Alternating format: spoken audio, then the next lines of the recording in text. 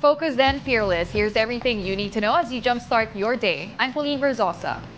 Uniteam has formally been dissolved. This is what former presidential spokesperson Harry Roque declared after the resignation of Vice President Sara Duterte as the Education Secretary of the Marcos administration. Roque, a staunch Duterte ally, said that VP Sara is now the leader of the opposition. He also said, "Let's redeem the Philippines." Meanwhile, Senate President Cheese Escudero said her resignation is inevitable. This is because her father, former President Rodrigo Duterte, and her siblings have been attacking President Marcos and the First Family.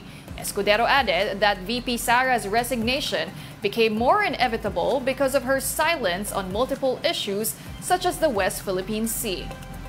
Senator Sherwin Gatchalian expressed shock over VP Sara's resignation. Gatchalian, the Senate Chair on Basic Education Committee, said he and DepEd have already started a lot of programs under VP Sara's leadership. Almost every week nagmi-meet kami ng DepEd. Kaya marami na kaming naumpisahan para ayusin ang education system natin. At nahihinayang lang ako dun sa mga naumpisahan natin. Tuwing humingi kami ng panahon sa Department of Education, in full force sila. Nakakagulat rin ako. Political analyst Richard Haydarian describes Sara Duterte's resignation as a slow-motion train wreck. Here's an excerpt from his interview on The Big Story. This was a slow-motion train wreck.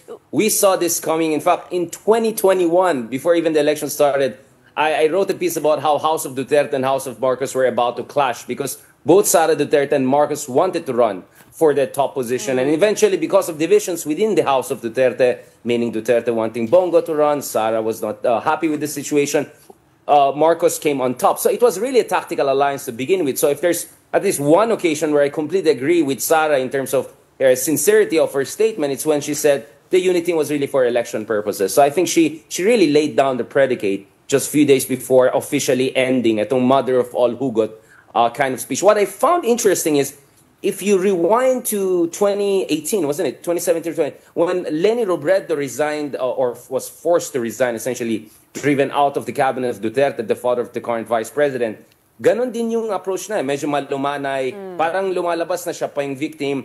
And Sara Duterte did not articulate it, but I think what she was implying here, I'm trying to read what she was implying, is that dahil sa politika, naapektuhan yung kanyang abilidad to execute her job in the best way possible. And let's be honest, you look at all sorts of studies, the latest PISA rankings, on all fronts, the education sector in the Philippines is also a slow-motion train wreck. So in a way, you could say maybe this is our heroic sacrifice, or at least that will be the narrative that her side will try to drive, aside from blaming President Marcos. But President Marcos can also come out of this with complete plausible deniability and say, on my side, I was always her #1 fan. I always supported them. I believe in unity. I'm grateful to her. And whatever she chooses, that's her choice. But he can easily say na hindi ako yung nagpaalis sa kanya. Siya mismo ang taos puso na nag-resign dito. So I think there's some room here for this attrition warfare to continue, but not all-out war kaagad yet. Do you agree, as what everyone has, well, not everyone, but a lot of people have been saying, is that this is the start of her being rebranded as the face of the opposition?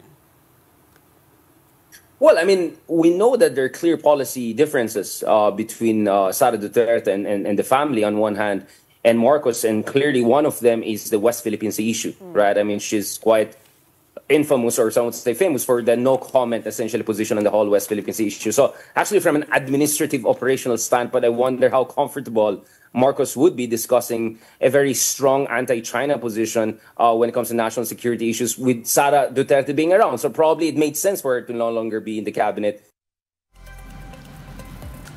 A political analyst warned the Duterte camp that opposing the Marcos administration is going to be tough for them. UP Professor Antonio Contreras told 1PH sa Totoo Lang that the president can still maintain his Uniteam and the idea behind it. Contreras further explained that Marcos can get people who formerly criticized him in building unity against China. With the Duterte camp being pro-China, Contreras said VP Sara's side should be wary about this. even former Chief Justice, former Associate Justice Antonio Carpio, pinuri na si Pangulong Marcos regarding his stance on China. Even Vice President Leni Robredo, pinuri din si President Marcos tungkol sa China. So there is this narrative about China that unites, that might be the cleavage, that might realign politics. And so what would be the implication of that to the Dutertes?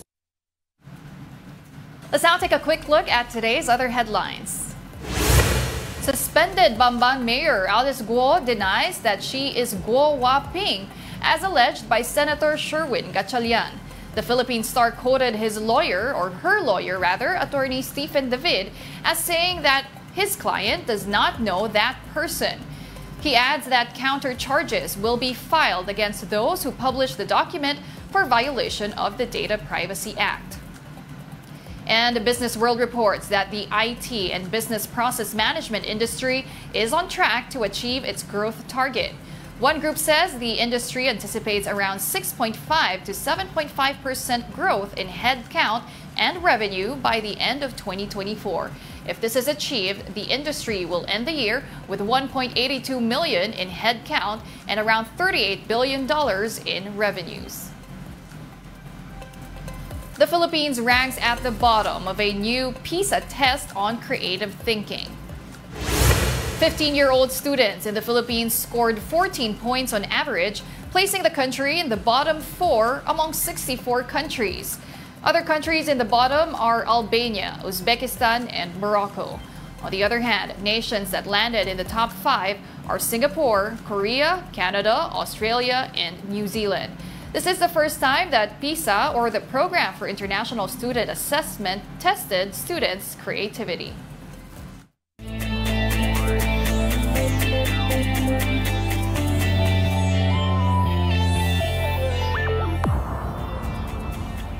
Well, anything can really happen in the Volleyball Nations League. After losing all of its preliminary matches, Iran pulled an upset against the USA in their match at the Mall of Asia Arena.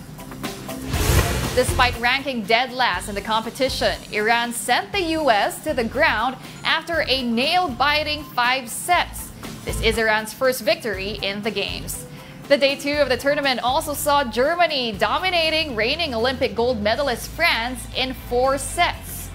Aside from watching the foreign teams battle it all out, the Alas Pilipinas men's and women's teams also held a meet and greet event at the VNL. Our national team players thank their fans for showing support during their games. One of our fellow Filipinos has created eco-friendly hollow blocks. They are lighter than your typical ones, but rest assured, they are rock solid. Mobile Journal Marymon Reyes has the story.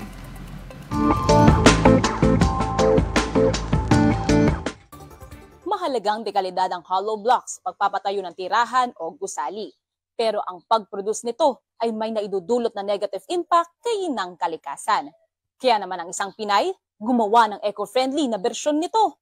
May glossy o smooth finish, iba-ibang kulay, hugis at laki, at tibay na tumatagal. Iyan daw ang eco-friendly na pole-light hollow blocks. Imbensyon ito ni Dr. Ria Liza Centeno Canlas na isang civil engineer mula sa Kalumpit, Bulacan. Taong 2008 nang sinimulan niya raw ang pag-conceptualize rito, hanggang sa taong 2018 ay nakuha niya na ang tamang timpla. Hindi raw ito gawa sa pangkaraniwang sand pebbles at semento, kundi sa mga organic materials mula sa halaman at iba pang natural resources. 46% less din daw ang carbon emission ng paggawa nito at nasa 40% less ang generated pollution dahil hindi sila gumagamit ng excessive heat. I want to come up with a modified product that will be replacing concrete. I wanted to make an impact. I am wanting to save the environment. Lalo, the cement production contributes to the carbon dioxide emission of about 8% of the total world contribution. So I have to shy away from the use of cement. Mula sa plant boxes, doors, lavatories at furnitures, pwedeng i-mold at buuin. 3 to 7 days lang din ang kailangan. Ready na agad ang blocks na inilagay sa construction. Kapag nailunsad na commercially, mas mura raw ito kumpara sa ordinary hollow blocks. Say pa ni engineer, di hamak na mas magaan pa raw ito. Okay. Mas magaan nga po siya compared sa usual hollow blocks. Para siyang puzzle pieces. Correct. Oh, okay. Very convenient po siya, especially yung mga may gustong mag-DIY sa mga bahay nila, sa garden nila. Okay, so smooth siya. So hindi nyo na nga kailangang isipin minsan yung finishing. Noong 2019, ang Polite Hollow Blocks ang kauna-unahang recipient ng Good Design Award Philippines. Sa ngayon, patuloy pa ang pag-aaral kung mayroon pa itong magandang kontribusyon tulad ng insulation sa mga establishmento. Sana dumating na talaga yung time na halos lahat tayo ay mag-a-adapt ng environment friendly. Shy away from those methodologies na talagang makakasira sa environment kasi nararamdaman na natin yung global warming. Hindi raw dapat kinakalimutan ang environmental impact ng lahat ng ginagawa natin. Kaya kahit pa sa mga maliliit na bagay tulad ng hollow blocks, dapat daw ay maging sustainable na ang options natin. Mobile Journal, Marymon Reyes po, hatid ang muka ng balita. And those are the top stories of the hour. I'm Colleen Verzosa. We are One News.